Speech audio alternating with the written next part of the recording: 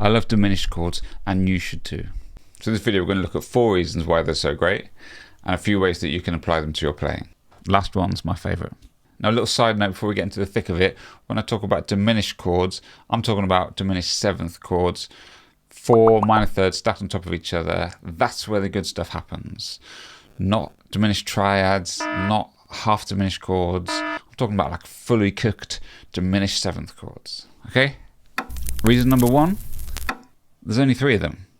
Unlike your major and minor chords, of which there are 12 each, 12 major chords, 12 minor chords, there's only 3 diminished chords. Well, theoretically there are 12 diminished chords, but not really. Like major and minor chords, there is a diminished chord for every note. Now you see, a B diminished chord has the notes B, D, F and A flat.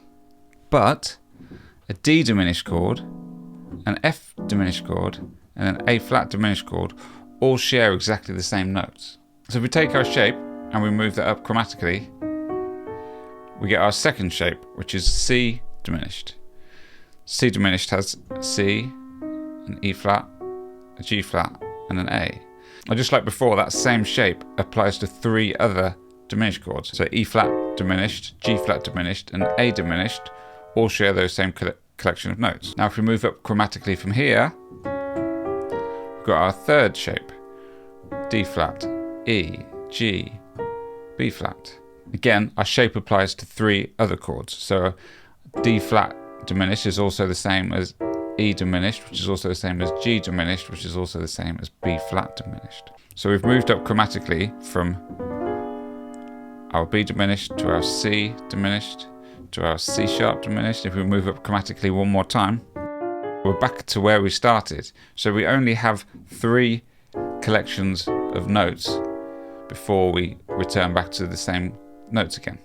So although theoretically we can name 12 different diminished chords, they're actually only made up of 3 collections of notes. Now there's also an extra little bonus reason inside reason number 1. Because, as we've just learned, there's only 3 different diminished chords, that therefore also means that there's only 3 different diminished scales to learn too. So a little bit about the diminished scale.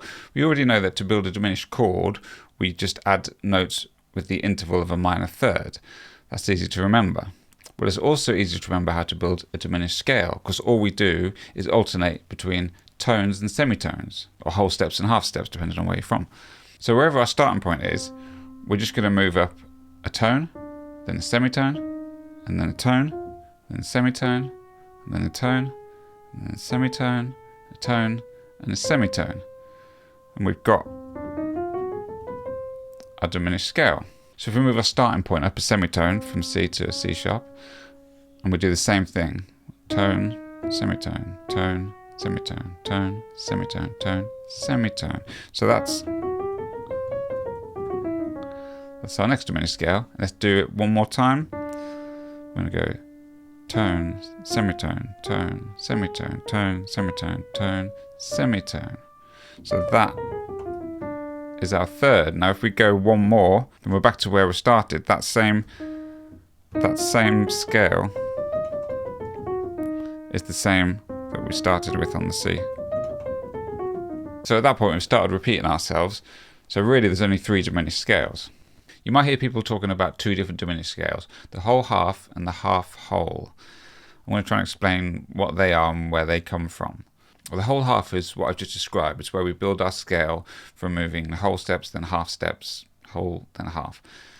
Hence the name. Now if we look at our diminished scale for a second, if we want to build chords from our diminished scale, like we would with our major scale, like, we take our major scale and we put the chords from major scale. So we do the same with our diminished scale. So we take our root note and we add notes in intervals of thirds using notes from the scale. So that's our first chord. So we do it the second time. Now what we see here on our third note is that we're back to the same chord that we started with. A C, an E flat, a G flat and an A. So what we discover is that each diminished scale only contains 2 chords that alternate from note to note. Every diminished scale has 2 diminished chords, but that also means that every diminished chord exists in 2 different diminished scales. Often when I'm improvising, I'm using chord scale theory, which basically means what notes have I got in my chord and what scales could I improvise with that contain all of those notes. So when I have a diminished chord, I now know that I can use 2 different diminished scales over any diminished chord. But which 2? Because I know that there are 3 diminished scales. Getting back to my initial point, an easy way to remember this is it's going to either be the whole half scale or the half whole scale. We already know what the whole half diminished scale is. The half whole, if you hadn't already guessed or you didn't already know, is just inverting what we did there. So rather than starting from our starting point moving a whole step and a half step and a whole and a half, we're now going to, from our tonic, move a half step and a whole step, a half step and a whole step, a half step and a whole step, a half step and a whole step. So with any diminished scale, starting on the root note, either of these 2 scales will include all the notes of the diminished chord. Does that make sense? It makes sense in my head, but I don't know if I've just muddied the water. Now here's a question for you. If we were to take those 2 scales that we can use on any diminished chord, and we superimpose them on top of each other, we actually get the chromatic scale. We get all the notes. So does that mean, theoretically, potentially, we could use any note we want over a diminished scale? Reason number 2, or 2A and 2B, passing chords and pivot chords. Now, diminished chords aren't related to any specific keys, so when you see them in compositions and arrangements, they're usually functioning as a passing chord or a pivot chord. So passing chords, as I'm sure you probably already know, are just chords that we introduce on the way to somewhere else. The great thing about using diminished chords as passing chords is that they create some really nice voice leading. Voice leading is just how the different voices in a chord move together from chord to chord. Usually good voice leading is about the most economical movement of notes between chords. One common example of diminished passing chords is placing a diminished chord between a 3 chord and a 2 chord. So you might have a progression like,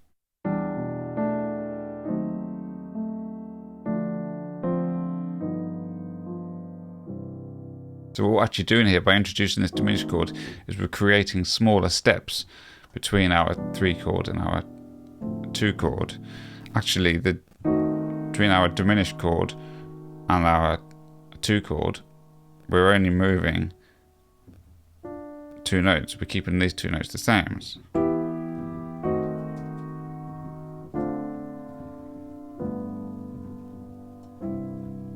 Another common example would be to put a diminished passing chord between the 5 chord and the 6 chord. So you might have a progression like,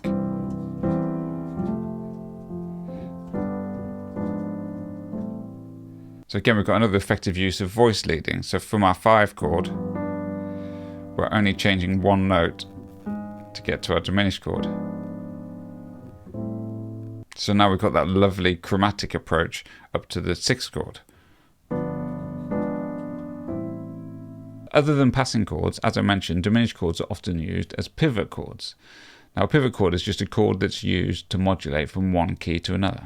Now, often pivot chords are chords that are diatonic to both the key that you're in and the key that you want to get to. However, a diminished 7th chord isn't diatonic to any key. But when it's used as a pivot chord, it does have a bit of a superpower.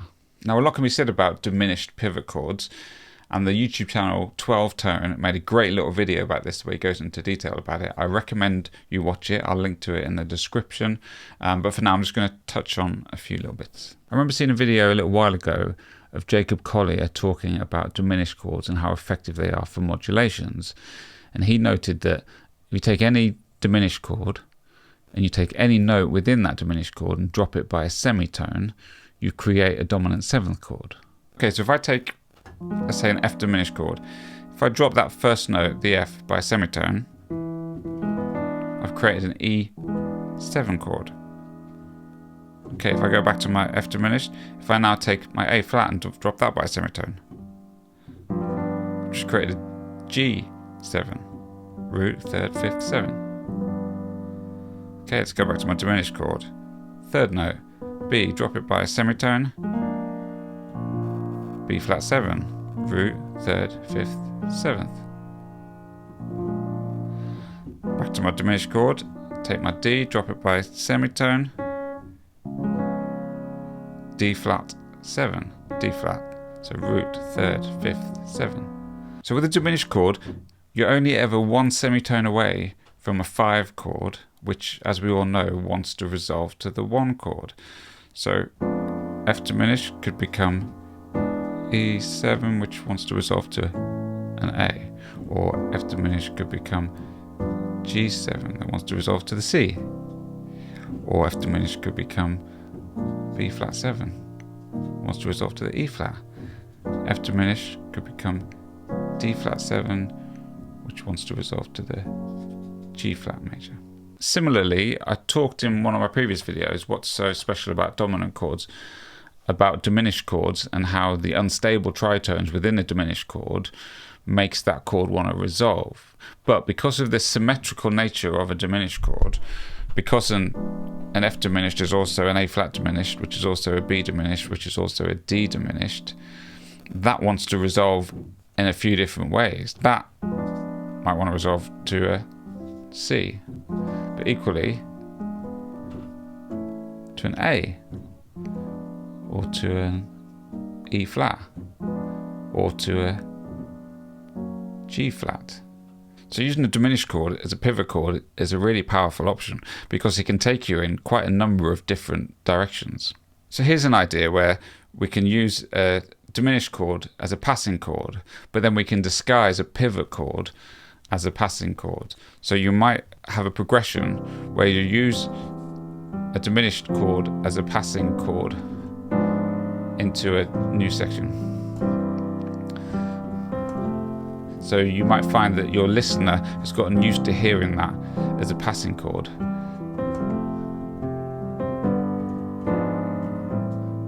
But then maybe at the end of the song, when you're going round, and you can turn that passing chord into a pivot chord.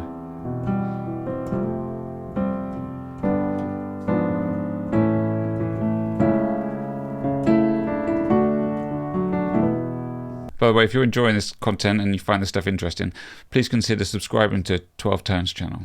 That guy knows what he's talking about. Reason number 3, use it as a delayed resolution. Okay, this is a nice and simple one. Delayed resolution, as it sounds, you're finishing the end of your chord progression and maybe your listener is anticipating that you're about to resolve to the tonic, but you delay it slightly and temporarily put in a diminished chord on the tonic note before you resolve to the tonic. So you might have a chord progression that's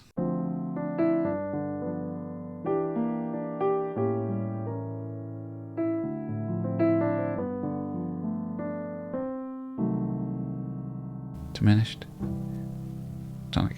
Also, you can use it in a similar way, but instead of being a delayed resolution, you use it as some sort of crazy sus sound. So you might be used to sort of playing the resolution and then a nice sus chord. But instead you sus with the diminished chord. So you've got your so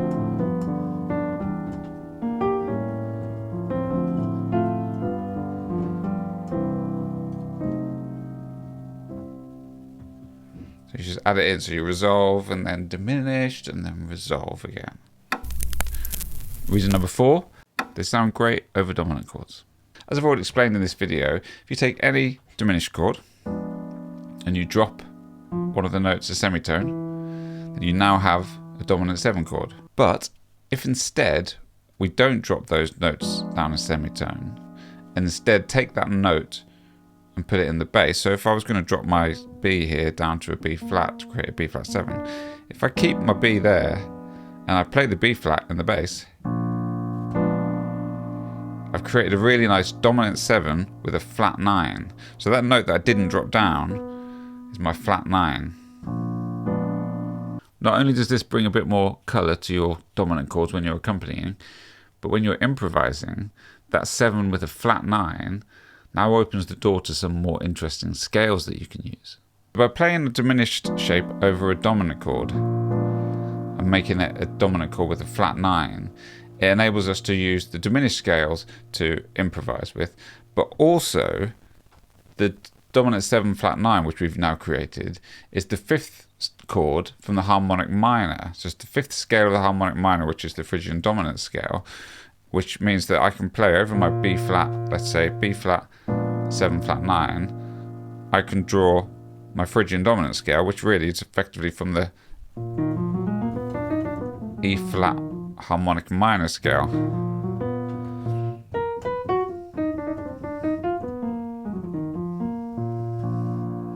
Nice. So there's my thoughts on diminished chords. I hope you found it interesting, and maybe if I'm lucky, you found some new ways to think about or to apply diminished chords into your playing or your composing. Please let me know if you've got any thoughts about this, if you agree or you disagree, or if maybe you've got other ways of thinking about diminished chords that I haven't thought about. Thanks for being here.